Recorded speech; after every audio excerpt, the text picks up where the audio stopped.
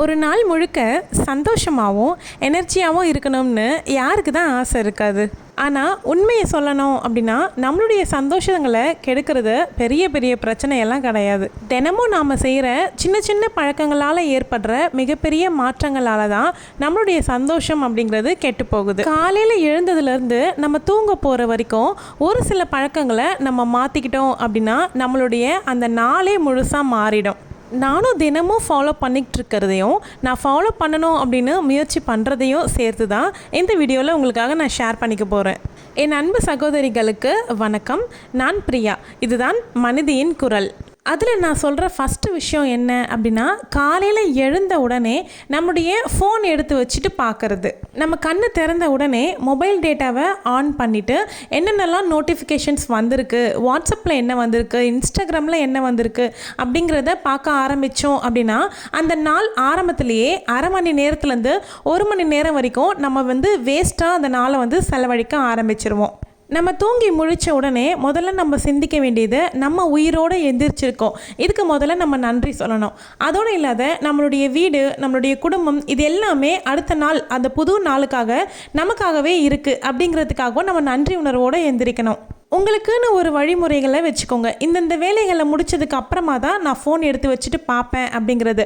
அந்த ஃபோனை பார்க்கணும் அப்படிங்கிறதுக்காகவே நம்ம அந்த வேலைகளை கடகடன்னு முடிக்க ஆரம்பிச்சிருவோம். தூங்கி முழித்த உடனே நம்மளுடைய வாழ்க்கையை பற்றி யோசிக்காமல் ஃபோன் எடுத்து வச்சுக்கிட்டு அடுத்தவங்களுடைய வாழ்க்கைக்குள்ளே நம்ம நுழைஞ்சிடுறோம். யார் என்ன ஸ்டேட்டஸ் போட்டிருக்காங்க, யார் என்ன மாதிரியான மனநிலையில் இருக்காங்க, எந்த மாதிரியான வீடியோஸ் போட்டிருக்காங்க இப்படிங்கிறதுல நம்ம உள்ளே போய் பார்க்க ஆரம்பிச்சிட்டோம் அப்படின்னா நம்மளுடைய வாழ்க்கையை நம்ம யோசிக்க மாட்டோம். அடுத்தவங்க வாழ்க்கைக்குள்ளே போயிடுவோம். அதில் ஏதாவது பாசிட்டிவான ஒரு விஷயங்கள் வருது அப்படின்னா கூட பரவாயில்லை.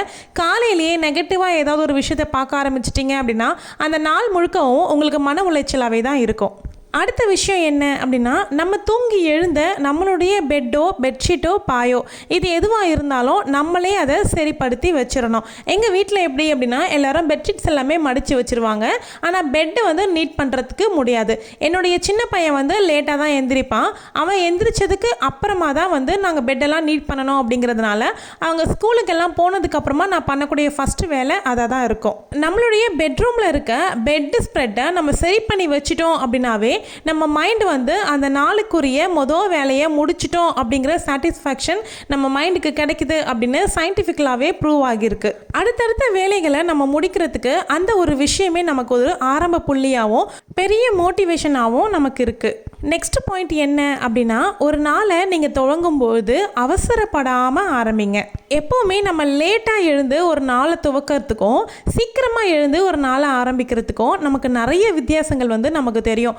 லேட்டாக எழுந்துக்கும்போது எந்திரிக்கும்போதே ஒரு பதற்ற நிலையோடவே நம்ம எந்திரிப்போம். அச்சோ டைம் ஆயிடுச்சே, கடகடன்னு எல்லாமே முடிக்கணுமே அப்படிங்கிறதுலையே நம்ம அரைக்குறையாக எல்லாமே முடிக்க ஆரம்பிப்போம். நமக்கு ஒரு சாட்டிஸ்ஃபேக்ஷன் அப்படிங்கிறதே கிடைக்காது.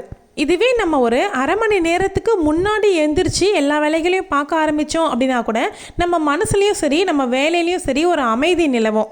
அதனால தான் கொஞ்சம் சீக்கிரமாக மார்னிங்கே எந்திரிக்கிறதுக்கு முயற்சி பண்ணுங்கள். இன்னும் நீங்கள் 5 o'clock இல்லை 4 o'clock எழுந்துக்கிறீங்க அப்படின்னா உங்களுக்கான டைமிங் அப்படிங்கிறது நிறையவே கிடைக்கும். ஒரு நாளில் எதுக்காக ஓடுறோம் அப்படிங்கிற விடை நமக்கு கிடைக்கும். நமக்கான நேரத்தை எடுத்துக்கும் பொழுது தான் அதனுடைய விடை அப்படிங்கிறது நமக்கு ஒரு அர்த்தமுள்ளதாக இருக்கும்.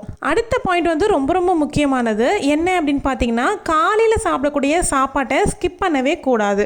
ஒரு சிலர் சொல்கிறத நான் நிறைய தடவை கேட்டிருக்கேன். நான் டீ மட்டுமே குடிச்சிட்டு ஒரு நாள் ஃபுல்லாக வேலை செய்ய முடியும் அப்படின்னு சொல்லுவாங்க. பட் அவங்களுக்கு அது அந்த நாளைக்கோ இல்லை அதுக்கு அடுத்த ஒரு நாளைக்கோ சேர்த்து ஓகேவாக இருக்கும். அதுக்கப்புறம் அவங்களுடைய உடம்பு தானாகவே சோர்வடைய ஆரம்பிக்கும். கிட்டத்தட்ட 8லேருந்து 9 மணி நேரத்துக்கு நம்ம உடம்பு எந்த ஒரு ஆகாரமோ தண்ணியோ எடுத்துக்காமல் ரெஸ்ட் நிலைமையில் இருக்குது. காலையில் எந்திரிச்சு சாப்பிடக்கூடிய அந்த பிரேக்ஃபாஸ்ட் அப்படிங்கிறது ரொம்ப ரொம்ப முக்கியம் நம்மளுடைய பாடிக்கு. அதை கண்டிப்பாக ஸ்கிப் பண்ணிடவே கூடாது. நம்ம ஒரு நாள் முழுக்க எனர்ஜியாக இருக்கணும் அப்படின்னா அந்த நாளுக்குரிய பிரேக்ஃபாஸ்ட்டை நம்ம சாப்பிட்டோம் அப்படின்னாவே நமக்கு முக்கால்வாசி எனர்ஜி நம்ம தக்க வச்சுக்க முடியும். அடுத்த விஷயந்தான் நான் பண்ணக்கூடிய மிஸ்டேக்கும் கூட, தண்ணி குடிக்கிறதுக்கு மறக்கிறது. நிறைய சமயங்களில் நான் உணர்ந்திருக்கேன். இந்த உணர்வு உங்களுக்கும் ஏற்பட்டிருக்கா அப்படிங்கிறத கமெண்ட்டில் ஷேர் பண்ணிக்கோங்க இந்த செகண்டே. என்ன அப்படின்னா, நிறைய வேலை செஞ்ச மாதிரியே இருக்காது, ஆனால் நிறைய சோர்வாக இருக்க மாதிரி இருக்கும். என்ன ஏதோ பெரிய வேலை செஞ்சிட்ட மாதிரி நான் ரொம்ப சோர்வாக இருக்கனே அப்படின்னு நான் நிறைய தடவை யோசிச்சிருக்கேன். அதுக்கான காரணம் நிறைய வேலைகள் செஞ்சுருக்கோம் அப்படிங்கிறது கிடையாது. நம்ம உடம்புக்கு போதுமான அளவு நம்ம தண்ணி குடிக்காமல் இருக்கோம் அப்படிங்கிறது முக்கியமான காரணம். தண்ணியுடைய அளவு வந்து ரொம்ப அதிக அளவும் எடுத்துக்கக்கூடாது, ரொம்ப ரொம்ப குறைவான அளவும் எடுத்துக்கக்கூடாது. நம்மளுடைய பாடி வெயிட்டுக்கு ஏற்ற மாதிரியான தண்ணி அளவு தான் நம்ம எடுத்துக்கணும். நீங்கள் வந்து இப்போ ஒரு 60 கிலோ எடை இருக்கீங்க அப்படின்னா நீங்கள் வந்து 3 லிட்டர் தண்ணிங்கிறது தாராளமாக குடிக்கலாம். 20 கிலோவுக்கு 1 லிட்டர் அப்படிங்கிற மாதிரி கணக்கு பண்ணிக்கோங்க. இப்போ நீங்கள் ப்ரெசண்ட்டில் எவ்வளோ கேஜி இருக்கீங்களோ அதுக்கேற்ற மாதிரியான தண்ணியை வந்து அளவு எடுத்து குடிச்சிக்கிறது நல்லது. இது வந்து நம்மளுடைய உடம்புல நீர்ச்சத்து குறையாமல் இருக்கிறதுக்கும் ரொம்ப உதவியாக இருக்கும். நம்மளுடைய பாடி வெயிட்டை கரெக்டாக மெயின்டைன் பண்ணுறதுக்கும் இது ரொம்பவே ஹெல்ப் பண்ணும். ஒரு சிலர் வந்து கவலைப்படுவாங்க, நான் அதிக அளவு கூட சாப்பிட்றது கிடையாது, ஆனால் என்னுடைய உடல் வந்து ரொம்ப பெருத்துட்டே போகுது அப்படின்னு நினைப்பாங்க. அதுக்கு முக்கியமான காரணம் வந்து நம்ம தண்ணி அளவு வந்து சரியான அளவு குடிக்காமல் இருக்கிறது தான். நம்ம கரெக்டான அளவு தண்ணி குடிக்கிறோம் அப்படின்னாவே நம்ம பாடி வெயிட்டு கரெக்டாக மெயின்டைன் ஆகும். அடுத்த முக்கியமான விஷயம் என்ன அப்படின்னா, ஒரு நாளுக்குரிய லிஸ்ட்டு வந்து நம்ம எழுதுறது. நம்ம ஒரு நாளில் என்னென்னலாம் பண்ண போகிறோம், எனக்கு இதெல்லாம் தான் வேலை இருக்குது அப்படிங்கிற லிஸ்ட்டு வந்து நம்மக்கிட்ட இருக்கணும். இப்போ எப்படி நம்ம கடைகளுக்கு போகிறோம் அப்படின்னா என்னெல்லாம் வாங்க போகிறோங்கிற லிஸ்ட்டு வந்து நம்ம கையில் கொண்டு போவோமோ, அந்த மாதிரி புதுசாக நமக்கு கிடைச்சிருக்கக்கூடிய நாள் தான் ஒவ்வொரு நாள் துவக்கமும். அந்த ஒவ்வொரு நாளையும் நம்ம எப்படி கொண்டு போக போகிறோம், என்னென்னலாம் பண்ண போகிறோம் அப்படிங்கிற லிஸ்ட் வந்து நம்ம கையில் முன்னாடி நாள் இரவோ இல்லை அந்த நாள் காலையிலையோ இருக்கணும். டு டூ லிஸ்ட் எப்படி போட்டு நம்ம வேலைகளை முடிக்கணும் அப்படின்னு நம்ம சேனலில் ஆல்ரெடி வந்து வீடியோ போட்டிருக்கேன்.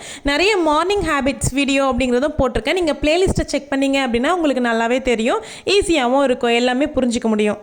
என்னென்ன வேலைகள்லாம் செய்யணும் அப்படின்னு நீங்கள் மைண்ட்லேயே போட்டுக்கிட்டு இருந்தீங்க அப்படின்னா கண்டிப்பாக அதில் பாதி வேலைகளை மறந்துடுவீங்க. பாதி வேலையில் 3 வேலை முக்கியமான வேலையாகவே இருக்கும். இந்த குழப்பத்தில் மைண்ட்லேயே வச்சுருக்கிறதுக்கு பதிலாக ஒரு நோட்டு பேனா எடுத்து எழுத ஆரம்பிச்சிட்டிங்க அப்படின்னா பாதி வேலை முடித்த மாதிரி ஃபீல் வந்துடும் எழுதி முடித்ததுமே.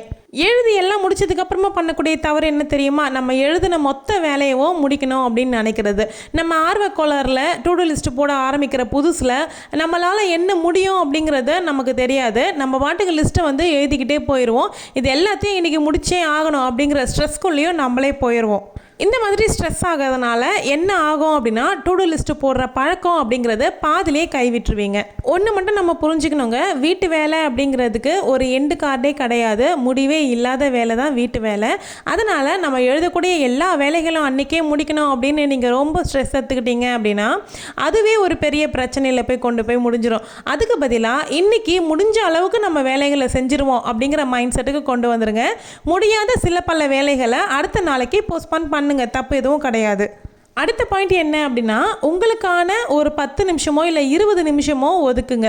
இவ்வளோ வேலைகளுக்கு மத்தியில் ஒரு 40 நிமிஷம் கண்டினியூவாக வேலை பார்க்குறீங்க அப்படின்னா கண்டிப்பாக ஒரு 10 நிமிஷம் இடைவெளி அப்படிங்கிறது உங்களுக்கு கட்டாயமாக தேவைப்படும். நம்மளுடைய பிரெயின் வந்து அப்போ தான் கொஞ்சம் ரிலாக்ஸேஷன் டைமுக்கு வரும். இதில் முக்கியமாக நீங்கள் பண்ண வேண்டிய விஷயம் என்ன அப்படின்னா, 10 நிமிஷம் நீங்கள் ரிலாக்ஸேஷனுக்காக உட்காடுறீங்க பார்த்தீங்களா, அந்த 10 நிமிஷத்துக்கு டைமர் செட் பண்ணி வச்சுட்டு உட்காருங்க. 10 நிமிஷம் தான் நினச்சி உட்காருவோம், டைமர் எதுவும் இல்லைன்னா நம்ம வீட்டில் தனியாக இருப்போம், நம்மளை எழுப்புறதுக்கு யாரும் கிடையாது. அதனால் ஃபோனை உள்ளே உட்காந்தோம் அப்படின்னா எல்லாமே போய் பார்க்க ஆரம்பிச்சுட்டு 20லேருந்து அரை மணி நேரம் போயிடும். 10 நிமிஷம் நினச்சி தான் உட்காருவோம். நம்ம பண்ணக்கூடிய முக்கியமான வேலை என்ன அப்படின்னா, 10 நிமிஷத்துக்கு டைமரை செட் பண்ணி வச்சுட்டு அந்த டைமர் அடித்த உடனே ஹானஸ்ட்டாக நெக்ஸ்ட் வேலைக்கு நம்ம போயிடணும். நம்ம பண்ணுறது வந்து யாரோ கண்காணிக்கல அப்படிங்கிற மைண்ட் செட்டுக்கே வரக்கூடாது. நம்மளுடைய மனசாட்சி தான் வந்து நம்மளை கண்காணிச்சிக்கிட்டு இருக்கு அப்படிங்கிறத நம்ம யோசிக்கணும். நம்ம வந்து ஒரு அலாரம் அடித்ததுக்கு அப்புறமாவும் நம்ம போஸ்ட்பான் பண்ணுறோம் அப்படின்னும் பொழுது சுற்றி யாரும் இல்லை, யாரோ பார்க்கல அப்படின்னு நினைக்கிறோம். ஆனால் நம்ம மனசாட்சிங்கிறது அதை பார்த்துக்கிட்டு தான் இருக்குது. அதனால் நீங்கள் மனசாட்சிக்கிட்ட சொல்லி வச்சுட்டு ஒவ்வொரு விஷயத்தையும் பண்ணும்போது அது உங்களை கரெக்டாக டியூன் பண்ணி கொண்டு போகும். அப்படி எடுக்கக்கூடிய 10 நிமிஷமோ 20 நிமிஷமோ கேப்பை கூட நம்ம ஃபோன் தான் பார்த்து வந்து கழிக்கணும் அப்படிங்கிறது கிடையாது. உங்களுக்கு புக்ஸ் படிக்கிற பழக்கம் இருக்குது அப்படின்னா நீங்கள் புக்ஸ் வந்து எடுத்து வச்சுக்கிட்டு படிக்கலாம். அதுவுமே ஒரு நல்ல மைண்ட் ஃப்ரெஷ்ஷாக இருக்கும் உங்களுக்கு. அது இல்லை அப்படின்னா நமக்கு ஏதாவது ஒரு மெடிடேஷன் பண்ணணும் அப்படின்னு நினைப்போம், இல்லை நம்ம கொஞ்ச நேரம் உட்காந்து சுவாமிக்கிட்டேயோ ப்ரேயர் பண்ணணும் அப்படின்னு தோணும், இல்லை நமக்கு பிடிச்சமான பாட்டோ இல்லை கதைகளோ இதெல்லாம் கேட்கணும் அப்படின்னு தோணலாம். இது எல்லாமே வந்து நம்ம பண்ணணும் அப்படின்னு நினைக்கும் போது அந்த கேப்பில் ரிலாக்ஸேஷன் டைமில் பண்ணலாம். அது வந்து நமக்கு ஒரு மைண்ட் ஃப்ரெஷ்ஷாக ஃப்ரெஷ்ஷாக இருக்கும். இது வந்து ஒரு செல்ஃபிஷ் கிடையாது, இது நமக்கு ஒரு செல்ஃப் கேர். நெக்ஸ்ட் விஷயம் என்னென்னா, இதுதான் இப்போ நிறைய பெண்கள் பண்ணிகிட்டு இருக்கக்கூடிய விஷயமும் கூட, அடுத்தவங்களுடைய வாழ்க்கையோட உங்கள் வாழ்க்கையை நீங்கள் கம்பேர் பண்ணிக்கிறத நிறுத்தணும். இதை வந்து நான் நிறுத்திக்கிட்டு ரொம்ப வருஷம் ஆயிடுச்சு. என்னுடைய வாழ்க்கை என்ன தான் நான் எனக்காக கம்பேர் பண்ணிக்குவேன். என்னுடைய ஃபேமிலி மெம்பர்ஸை அவங்கவுங்க கூடயே தான் கம்பேர் பண்ணி நான் வந்து சொல்லுவேன், முன்னாடி நீங்கள் இப்படி இருந்தீங்க, இப்போ இப்படி இருக்கீங்க, அதே மாதிரி மாற பழகுங்க அப்படிங்கிற மாதிரி நம்ம பேச ஆரம்பிக்கணும். மற்றவங்க வாழ்க்கை, அடுத்தவங்களுடைய வாழ்க்கை, அடுத்தவங்களுடைய சொல்லு, அவங்களோட இப்போ சோஷியல் மீடியாவில் நீங்கள் பல விஷயங்களை பார்ப்பீங்க, பல பேருடைய லைஃப் ஸ்டைலை பார்ப்பீங்க. எல்லாமே வந்து ஒரு நாளுக்குரிய வேலைகளோ ஒரு நாள் அவங்களுடைய குணாதிசயங்களோ நீங்கள் பார்க்க போகிறது கிடையாது. அந்த கொஞ்ச நேரம் தான் பார்ப்பீங்க. ஸோ அதை பார்த்துட்டு அவங்க லைஃபோட நம்ம லைஃப்பை வந்து கம்பேர் பண்ணிக்கவே கூடாது. எப்போவுமே நமக்கு நம்ம லைஃபுங்கிறது தான் ஸ்பெஷலான ஒரு விஷயம். நாள் முழுக்க சந்தோஷமாகவும் எனர்ஜியாகவும் இருக்கணும் அப்படின்னா, நீங்கள் ஒரு நாள் தொடங்கி அந்த நாள் முடியும் பொழுது அந்த நாளில் எந்தெல்லாம் நல்ல விஷயங்கள் நடந்துச்சோ அந்த நல்ல விஷயங்களுக்கு கிராட்டிடியூடாக நன்றி உணர்வாக இருங்க. நன்றி சொல்லிவிட்டு தூங்குகிற பழக்கத்தை உங்களில் எத்தனை பேருக்கு இருக்குது அப்படிங்கிறத கமெண்ட்டில் ஷேர் பண்ணுங்கள். நான் வந்து கொஞ்சம் மாதமாகவே இந்த நன்றி சொல்லிவிட்டு தூங்குகிற பழக்கம் அப்படிங்கிறத ஏற்படுத்திக்கிட்டேன். அது எனக்கு ரொம்பவே நல்லா இருக்குது. ஒரு பெரிய விஷயமாக தான் இருக்கணும் அப்படிங்கிறது கிடையாது. இப்போ நீங்களே வந்து ரொம்ப நாளாக தள்ளி போட்டுட்டு இருந்த ஒரு வேலையாக இருக்கலாம். அந்த ஒரு வேலையை வந்து அந்த அன்னைக்கு முடிச்சிருப்பீங்க. ஆஹா சூப்பர்ப்பா, இந்த நாள் இந்த வேலையை நம்ம முடிச்சிட்டோம், எவ்வளோ நாளாக தள்ளி போட்டோம்ல அப்படிங்கிறதுக்காக அந்த வேலையை நமக்கு முடிக்க வைக்கிறதுக்கு ஒரு இயற்கை வந்து நமக்கு ஒரு தூண்டுதல் தேவையில்லை. அந்த விஷயம் நடந்ததுக்கு கூட நம்ம நன்றி சொல்லலாம். நம்மளுடைய குழந்தை நல்லா படிச்சிச்சு அப்படின்னா அதுக்கு ஒரு நன்றி சொல்லலாம். நமக்கு வந்து ரொம்ப சந்தோஷமான விஷயம் நடந்திருக்கு அப்படின்னா நன்றி சொல்லலாம். இல்லை யாரோடையாவது முகத்திரை கிழிஞ்சி அவங்களுடைய உண்மை குணங்கள் வந்து உங்களுக்கு தெரிய வருது அப்படின்னா கூட மிகப்பெரிய நன்றியை சொல்லுங்க இயற்கைக்கு. தூங்கும்பொழுது அந்த அன்னைக்கு என்னெல்லாம் நடந்துச்சு அப்படிங்கிறதுக்காக நம்ம எப்படியெல்லாம் நன்றி சொல்கிறோமோ அதே மாதிரி ஒரு நாள் துவங்கும் பொழுது அந்த துவக்கத்துக்கு இந்த ஒரு நாள் நம்ம துவங்கியிருக்கு, நமக்காக ஒரு 24 மணி நேரங்கிறது காத்துட்ருக்கு, நம்ம இன்னைக்கு உயிரோடு முழிச்சிருக்கோம், நம்ம குடும்பத்தில் எல்லாரும் நல்லா இருக்காங்க, நம்மளுடைய வீடு நல்லா நமக்கு திரும்பவும் கிடைச்சிருக்கு, இது எல்லாத்துக்கும் இயற்கைக்கு நன்றி, கடவுளுக்கு நன்றி அப்படின்னு சொல்லிட்டு நன்றி உணர்வோட ஒரு நாளை துவங்கி பாருங்க. அந்த நாள் வந்து உங்களுக்கு எவ்வளோ நிறைய மாற்றங்களை உங்களுக்கு கொடுக்கும் அப்படிங்கிறது. நெக்ஸ்ட் விஷயம் வந்து கொஞ்சம் கஷ்டமான விஷயம் தான், ஆனால் அதை ட்ரை பண்ணி பாருங்க. நல்லா வந்து சிரிங்க. எப்போவுமே கடுக்கடுன்னு எரிச்சலாக கோவமாகவே இருக்கிறத விட்டுட்டு நல்லா சிரிக்க பழகுங்க.